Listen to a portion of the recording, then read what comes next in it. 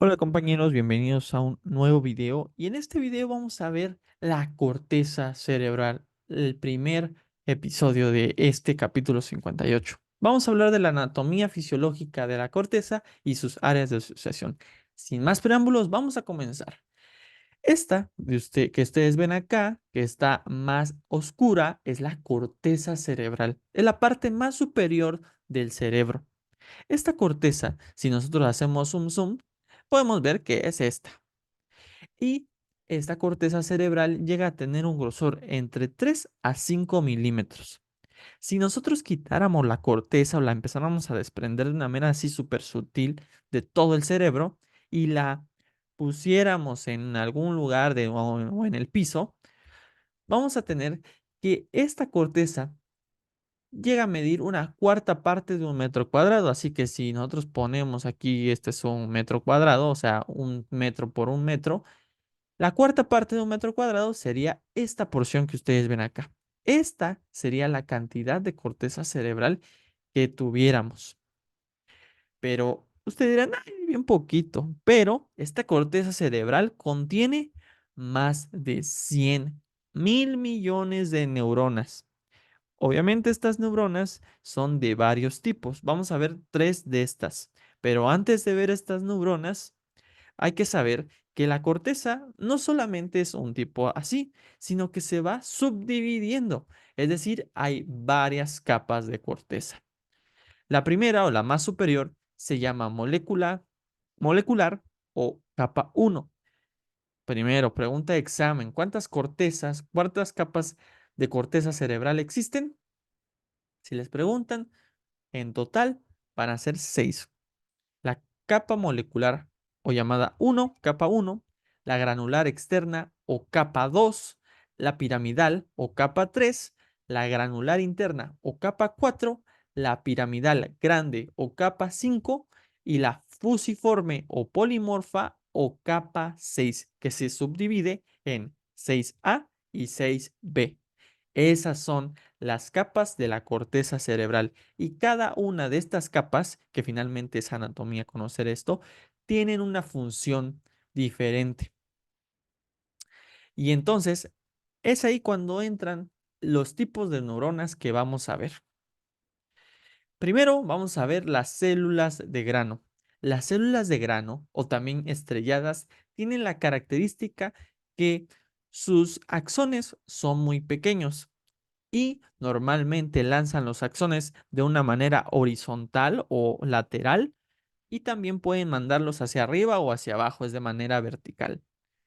Por lo tanto, las células de grano tienen la función de generar conexiones intercorticales, es decir, entre partes de otras o porciones de la corteza cerebral.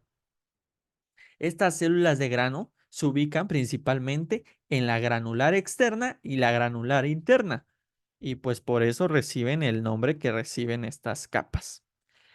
Las células de grano hay de dos tipos, de dos dulces. La primera puede ser inhibitoria, tiene la capacidad de ser excitatoria, que es esta, ¿no? Recuerden, la capacidad o la función de una célula de excitar o inhibir está en el neurotransmisor que sinteticen. Por lo tanto, estas neuronas que excitan, estas células de grano que excitan, normalmente sintetizan algo que se llama glutamato. Es el neurotransmisor o la molécula que sintetiza. Por el otro lado, las células de grano inhibitorias sintetizan al neurotransmisor GABA. Esas son las células de grano. Ya las vimos, ya vimos dónde están, etcétera, etcétera, cuál es su función. Ahora vamos a pasar a las células fusiformes. ¿Y qué creen? ¿Dónde creen que están las células fusiformes? Exactamente, en la capa que lleva su propio nombre, la capa fusiforme o la llamada capa 6. Esta se divide en A y B, esta capa, y estas células fusiformes tienen la característica de mandar sus axones desde esta capa hasta el tálamo, hasta las porciones corticales, o sea, se les llama subcorticales, es decir, debajo de la corteza, específicamente al tálamo. Esto es importante porque las siguientes células que son, o las siguientes neuronas que vamos a hablar, que son las células piramidales, también tienen la capacidad de generar axones muy grandes que manden información a niveles subcorticales, pero no van a ir al tálamo. Estas células piramidales viajan y se van aún más hacia abajo, hacia partes como el tronco del encéfalo e incluso la médula espinal. De hecho, estas células piramidales yo creo que ya las hemos visto en algunas regiones, como lo son en la corteza motora. Finalmente, entonces tenemos células gregrano, células fusiformes y células piramidales. Las células piramidales, algo que se me olvida decirles, es que se encuentran en la capa 5, pero también las encontramos en la capa 3, o también llamada piramidal. En la capa 3 no están tan desarrolladas y en este aspecto tienen la función principal de intercomunicar, así como las células de grano, intercomunicar una área de una corteza a otra área de la corteza, solamente que éstas lo hacen de una manera más, o sea, de una manera más larga, o sus axones son más largos y por lo tanto pueden llevar información de un lado de la corteza a otro, de manera más larga o de una zona o una posición más larga por el tamaño de sus axones, las piramidales. Como les decía, entonces podemos observar que todas estas capas fungen una función, de acuerdo a las células que dentro tienen, obviamente. Podemos decir o podemos recordar que la capa 4 es donde todas las señales sensitivas específicas que provienen de todo nuestro cuerpo llegan y terminan en la capa 4. La capa 1, 2 y 3 van a fungir o van a ayudar en las funciones asociativas intracorticales. Van a hacer conexiones entre una corteza o una parte de la corteza y otra parte de la corteza. Y las capa 5 y 6 van a tener funciones de asociación subcorticales, es decir, por abajo de la corteza. Van a hacer transmisiones al tálamo, al tronco encefálico, a la médula espinal, etcétera, etcétera, etcétera. Esa es en general la anatomía fisiológica de la corteza cerebral.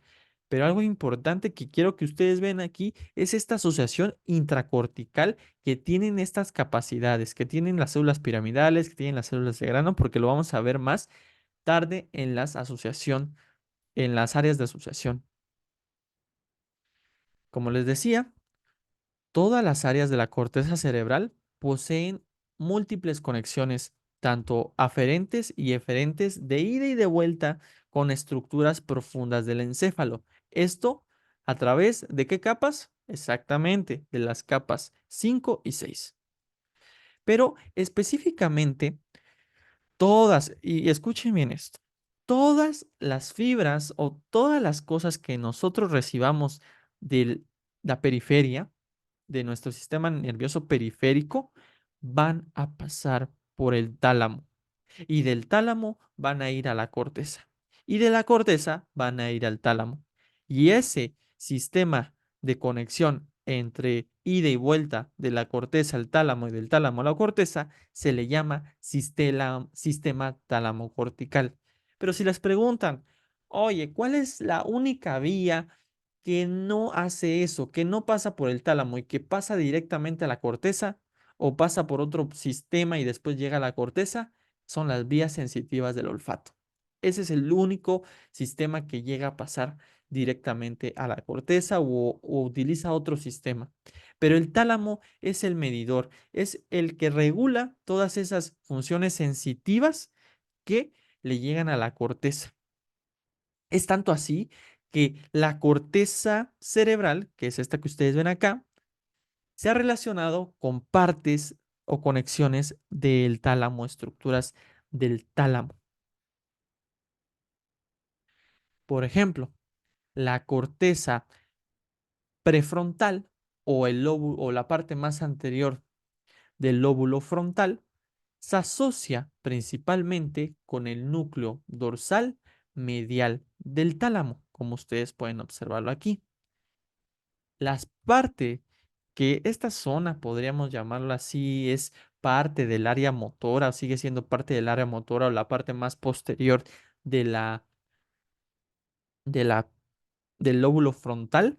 En esta parte se reciben y también les digo, tanto recibe como manda información al tálamo. ¿A qué zona específicamente? A la zona ventrolateral. Ventrolateral. Y más posterior o a inicios de ya del lóbulo parietal, que son estas zonas de aquí, se mandan información, pero también se recibe información del, del núcleo posterolateral, que es este de acá, ventroposterolateral. Y más posterior, ya en una zona que es llamada el lóbulo temporal, perdón, el lóbulo parietal, que es esta zona de acá, podemos ver que se reciben información del tálamo y también se manda información hacia el núcleo posterolateral. Y aquí abajo podemos observar que hablando en el lóbulo occipital, podemos ver que hay fibras que viajan desde ese lóbulo occipital hacia el pulvinar, pero que también del pulvinar se lanza información hacia el lóbulo occipital. Y ya propiamente dentro del lóbulo occipital podemos hablar de que existe información que se lanza hacia el cuerpo geniculado lateral y que regresa del cuerpo geniculado lateral hacia el lóbulo occipital. Por último, tenemos esta área que es el área de Wernicke, que más adelante la vamos a explicar, pero desde estas zonas podemos saber conexiones hasta el cuerpo geniculado medial y del cuerpo geniculado medial del tálamo regresar hacia esta área. Como les digo, todas las áreas, todas estas áreas tienen relación con las del tálamo. ¿Cómo sabemos que o cómo llegamos a la conclusión que la corteza cerebral funge o tiene algunas funciones? Bueno, los estudios principalmente se han realizado con seres humanos y han demostrado de diversas áreas de la corteza cerebral que cumplen funciones específicas e independientes. Esto se ha descubierto porque principalmente porque llega a dañarse una parte de la corteza y entonces deja de haber una función en el cuerpo. Y entonces se supone que si deja de haber una función, pues esa parte dañada de la corteza fungía o tenía función de hacer eso que acaba de fallar. Esa es una manera de demostrarlo. La segunda manera es la estimulación directa cuando el paciente está vivo de estimular la corteza cerebral y así de esa manera descubrir qué tal movimiento hace la persona, por ejemplo, si se estimula el área motora o la corteza motora.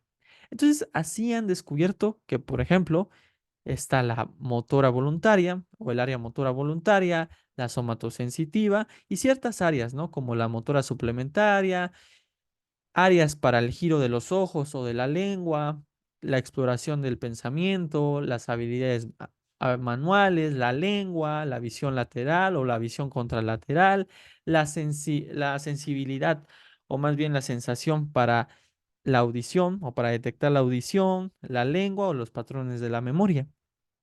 Todos estos finalmente han sido demostrados conforme a estos métodos. Pero algo interesante, y es que todas las funciones principales, ¿sí? Todas las funciones que se han descubierto que tienen o entran en un papel importante son estas, ¿no? Motora voluntaria, somatosensitiva, sensorial o la corteza primaria auditiva o la corteza, este, visual primaria, que es esta de aquí. Todas estas son o tienen el término de primarias. Son las que inicialmente detectan lo que ha, por ejemplo, escuchado nuestro sistema auditivo o ha visto nuestros ojos o finalmente específicamente la retina. Pero eso que, o sea, eso pues ya lo sabemos, ¿no? O sea, lo detectan y ya. Pero ¿qué hacen después con esa información? Después de eso, existe una segunda área que es llamada secundaria. Esta área secundaria y que todas las áreas primarias la tienen, tiene la capacidad de procesar o integrar y darle sentido a lo que han detectado las áreas primarias. Por ejemplo, la somatosensitiva detecta toda la información o organiza, digámoslo así, toda la información que le llegan de los receptores sensitivos. Pero posteriormente se la pasa a la secundaria y le dice, oye, ¿sabes qué? Interprétame todo esto que que me acaba de llegar. Y entonces el área somatosensitiva secundaria lo que hace es interpretar la forma, la textura de un objeto cogido con la mano. Por ejemplo, si la persona coge un objeto y lo toma, empieza a sentir todo ese tema específico. En la parte visual secundaria, pues una vez que se detectan que se ha visto o que se está viendo un cierto paisaje o una cierta forma, etcétera, etcétera, todo esto es mandado a la zona visual secundaria, a la corteza visual secundaria, y aquí es donde se interpreta. Por ejemplo, se dice, ah, ok, estoy viendo este tipo de color, esta intensidad lumínica de acuerdo a las direcciones lineales, a los ángulos que tiene cada forma, yo puedo empezar a suponer que es tal y cosa. Pero ojo, vamos a ver que esta área no funge como, como, como este factor para generar o para describir que yo estoy viendo a lo mejor un libro, o que yo estoy viendo un cubo, etcétera, etcétera. Simplemente forma e interpreta lo que estamos viendo. El auditivo secundario o la corteza auditiva secundaria detecta una vez de que la corteza auditiva primaria ha detectado el sonido, pues esta secundaria le da la interpretación. Dice, ah, ok, estoy escuchando algo que es parecido a esto, una secuencia de señales auditivas, etcétera, etcétera. Pero después de esta interpretación, donde se le da significado a lo que estamos escuchando, a lo que estamos viendo, a lo que estamos sintiendo, después de esta interpretación, todas estas sensaciones que estamos percibiendo se tienen que asociar aún más. Y es ahí cuando entran las áreas de asociación. Las áreas de asociación de la corteza cerebral son áreas extensas de corteza cerebral que no van a encajar dentro de las categorías de un área motora o un área sensitiva, ya sea primaria o secundaria, y van a recibir y analizar simultáneamente señales de múltiples regiones corticales y además de regiones subcorticales, como lo son, obviamente, el tálamo, ¿no?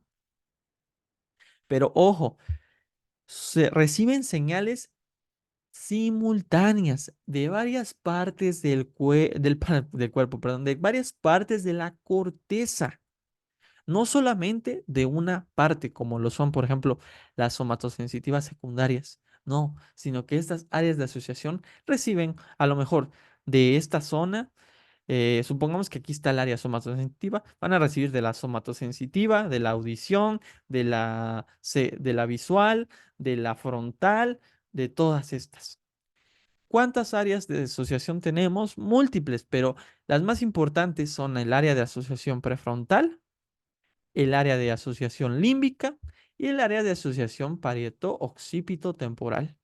Vamos a ver cada una con detenimiento, comenzando con el área de asociación parieto-occipito temporal. El área de asociación parieto-occipito temporal se subdivide en otras áreas de asociación. La primera de estas es la encargada de generar coordenadas espaciales del cuerpo y de su entorno. Esta se ubica en la parte más posterior o en la parte posterior de la corteza somatosensitiva secundaria. La puede llegar hasta abarcar, ¿sí? Y también se ubica pues en la parte anterior del lóbulo occipital. En esa parte está delimitada. Esta área se encarga, como su nombre lo dice, de generar coordenadas espaciales del cuerpo y de su entorno. Y recibe información tanto somatosensitiva como visual, como de la audición para formar la realidad. Sí, exactamente como ustedes lo escucharon. Supongamos que nosotros somos esta persona de aquí. Ustedes están viendo el video de YouTube o están viendo este video de YouTube. Pero para que yo me dé cuenta de todo esto, se necesita de esta área. ¿Por qué? Porque supongamos que el área somatosensitiva me está mandando señales de todos mis receptores en todo el cuerpo. Está mandando receptores de que pues estoy sentado o está generándose una presión en mis muslos, que mis rodillas están flexionadas, que también están flexionadas mis brazos, etcétera, etcétera. Y finalmente le están dando una estructura somatosensitiva a todo mi cuerpo. Y eso lo está generando esta parte de la corteza. Después le llega aspectos de audición. Por ejemplo, mi voz en el video que están viendo, que finalmente está llegando por el área visual. Y entonces todo esto se va conectando dentro de esta área de asociación y podemos concluir en esta área de asociación una coordenada espacial tanto de mi cuerpo sentado en esta silla y de su entorno, de que pues estoy viendo en una pantalla el video. Eso es lo que básicamente hace esa subcapa del área de asociación parieto-occipito temporal. La segunda está ubicada en la parte posterior de la corteza sensitiva, de la corteza primaria auditiva, que es esta de aquí. Se encuentra en la parte posterior y específicamente en el lóbulo, perdón, la circunvolución superior del lóbulo temporal. ¿Sí? Que es esta parte de aquí. En esta zona se encuentra el área de Wernicke. No vamos a hablar mucho de esta área porque la vamos a explicar en otro capítulo específico, pero esta área de Wernicke tiene que ver mucho con la respuesta, perdón, tiene que ver mucho con la interpretación del lenguaje. La tercera área de la asociación pareto-occipito temporal se encuentra por detrás del área de Wernicke, solamente que aquí hay una asociación que no se puede ver, pero sí hay una asociación entre el área de Wernicke y la del procesamiento visual de las palabras. Esta área de procesamiento visual de las palabras está un poco más anterior, está anterior del lóbulo occipital y se encarga principalmente, como su nombre lo dice, de procesar las palabras que nosotros vemos a través del lóbulo occipital o a través de la corteza del lóbulo occipital. Le damos un procesamiento visual y decimos, ¿sabes qué? Esta palabra es, no sé, corteza. Esto es parieto occipito. Esta es área. Esto es asociación. Simplemente le da un procesamiento visual, le da el sentido de que esto es área, pero como tal, el significado de la palabra se lo da el área de Wernicke. Así es, el área de Wernicke es muy importante para toda esta interpretación de la lengua o interpretación del lenguaje. La última parte es la denominación de los objetos. Esta área de denominación de los objetos que se encuentra más lateral de la corteza y en la parte posterior del lóbulo temporal y anterior del lóbulo occipital, esta tiene como función generar o denominar a los objetos. ¿Qué quiere decir? Denominarlos a través de dos vías. Esta corteza recibe tanto vías auditivas como vías visuales. Pero aquí, en esta zona, los interpreta de diferentes maneras para denominar a un objeto. Por ejemplo, supongamos que estamos viendo un libro y entonces una persona dice, esto de aquí es un libro. Y entonces esa información o esa generación de sonido o eso que escuchamos que provino de otra persona, donde está señalando que esto es un libro, pues llega a la corteza de denominación de los objetos. Y entonces aquí se integra que le acaba de decir libro a ese objeto, pero hasta ahí. Después se integra lo visual, ya que nosotros estamos viendo un libro, o bueno, más bien estamos viendo un objeto que tiene hojas, que está compuesto de hojas, etcétera, etcétera, y lo mandamos a esta área. Y dentro de esta área, tanto lo auditivo como lo visual se unen y entonces decimos, ah, esto entonces se le llama libro. Y hasta ahí. Posteriormente, esta zona o esta área le manda información al área de Werning para que lo complemente y para que se complemente todo esto. Y entonces ya le demos como significado que esto entonces es un libro o es llamado como libro. Si ustedes se dan cuenta, vamos a regresarnos un poco. Si el área de Werning se destruye, la persona es incapaz de producir o finalmente es incapaz de entender las palabras que a lo mejor nosotros mencionemos, nosotros hablemos, la incapacidad de entender, de comprender, de aprender inclusive. Ese es el área de asociación parietoccipitotemporal. Pasaremos al área de asociación prefrontal. Como ustedes pueden ver, esta área de asociación, para que ustedes a lo mejor no se hagan muchos bolas, esta área de asociación parietoccipitotemporal tiene una capacidad muy importante de asociación para entender y comprender. Está muy implicada en el aprendizaje. El área de asociación prefrontal, en cambio, tiene tres funciones principales. La primera de ellas, bueno, se ubica en la parte del lóbulo temporal, ¿no? Perdón, en la parte del lóbulo frontal. La primera de estas funciones es la planificación de movimientos complejos.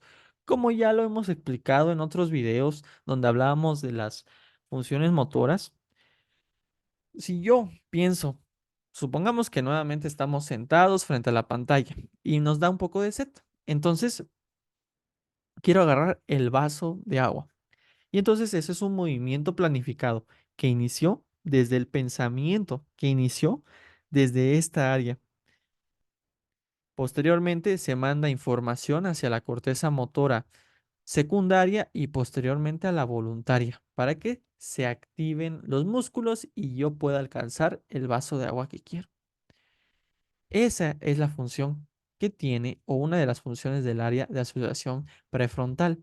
Pero algo interesante que sucede que para que yo me dé cuenta, obviamente, que el vaso está enfrente de mí, o el vaso está en alguna zona, yo tengo que darme cuenta que el vaso está ahí. ¿Y cómo lo hacemos?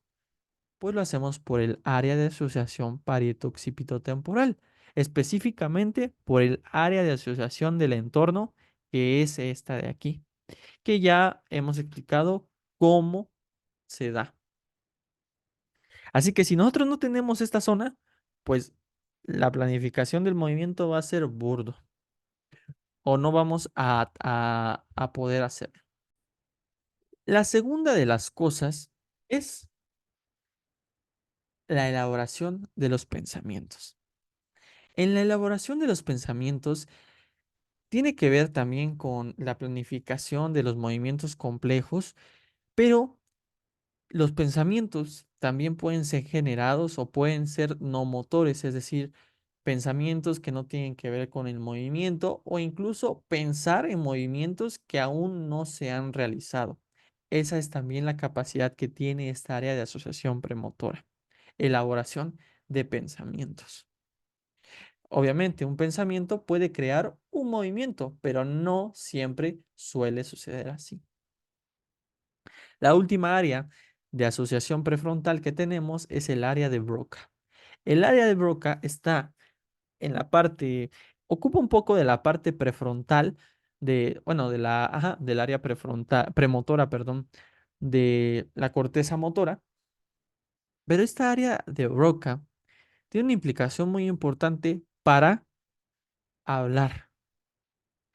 Con esta área de Broca, si nosotros la inhibimos, si nosotros la quitamos, nosotros no vamos a poder generar o no vamos a poder hablar de una manera fluida o lógica. Esta área de Broca finalmente está muy asociada al área de Wernicke, que es esta de aquí, porque obviamente para nosotros poder hablar necesitamos conocer o tener un gran conocimiento de palabras a emplear. Y obviamente donde se encuentran todo esto del lenguaje está en el área de Wernicke. Algo interesante del área de Broca es que todas las lenguas que nosotros podamos aprender, si son, si las aprendemos a la vez, van a ser guardadas en una zona. Pero si las aprendemos después o aprendemos una lengua y después otra, van a ser guardadas en diferentes puntos de la corteza. Y una cosa, ya para finalizar esta área de asociación prefrontal y recordar una vez más el sistema talamocortical importantísimo en todos los aspectos. Y es que esta asociación prefrontal y otras más tienen el circuito implicado o el circuito del núcleo caudado que ya hemos explicado en la parte donde hablamos de los ganglios basales del circuito, de los circuitos ganglionares, del núcleo caudado, etcétera, etcétera. A resumidas cuentas, este circuito, y si ustedes quieren saberlo, pues pueden ver los anteriores videos, pero a resumidas cuentas, desde un punto, por ejemplo, desde la planificación del movimiento o, por ejemplo, desde las áreas de elaboración del pensamiento, que son esta zona, supongamos, viajan fibras nerviosas hacia el área subcortical, específicamente al núcleo caudado, y se hace este sistema, que finalmente lanza una nueva fibra específicamente a las áreas prefrontales o incluso ya a las premotoras y motoras suplementarias para generar, y si es que se quiere, un movimiento. Y eso se genera una planificación de movimientos complejos, pero también puede ser llevado o explicado cuando yo quiero hablar. Entonces, todo se inicia en el área de Broca, se manda información hacia el núcleo caudado, este circuito se realiza y finalmente se manda información hacia el área premotora y motora suplementaria para agarrar las diferentes vocalizaciones o los diferentes músculos que van a activar la función del habla y así generar una palabra o una palabra o un, este, o un conjunto de palabras. La última parte de áreas de asociación que vamos a ver es el área de asociación límbica, que se encuentra más en el lóbulo temporal, ¿sí? Eh, sí, en el lóbulo temporal. Y en este, pues encontramos que esta área de asociación límbica la vamos a ver más adelante. Ahorita no es importante tenerla en cuenta, pero la función principal de esta área de asociación límbica es que tiene que ver con la memoria, la motivación y las emociones. Esta área de asociación límbica es muy importante porque se va también a asociar, valga la redundancia, a otras áreas de asociación. Y una de las áreas a las cuales se asocia mucho es el área de asociación prefrontal, específicamente en las funciones del pensamiento y de tomar acción, ya que muchas de las cosas que nosotros realizamos necesitan un cierto tipo de motivación y esta es dada por el área de asociación límbica. Es decir, llega una motivación o llega un estímulo de motivación y nos hace actuar. Para finalizar, existe otra área de asociación que es el área de reconocimiento facial, que, se, que está en la parte inferomedial de ambos lóbulos occipitales. ¿Sí? Este es el lóbulo frontal, lóbulo temporal, lóbulo occipital, esta parte de acá, y la cara medio ventral del lóbulo temporal, que es esta de aquí. Esta área se dedica principalmente al área de reconocimiento facial y si ustedes se dan cuenta es un área muy grande porque esta área de reconocimiento facial pues es clave en, en la vida cotidiana, ya que siempre estamos viendo a las personas, siempre estamos tendiendo a reconocer a las personas. Si nosotros sufrimos un daño en el reconocimiento facial o en las áreas de reconocimiento facial, generamos algo que se llama prosopagnosia, que es la incapacidad para reconocer las caras de las personas. Pero bueno, compañeros, eso sería todo por el capítulo de hoy. Espero que les haya servido y nos vemos en el siguiente capítulo. Adiós.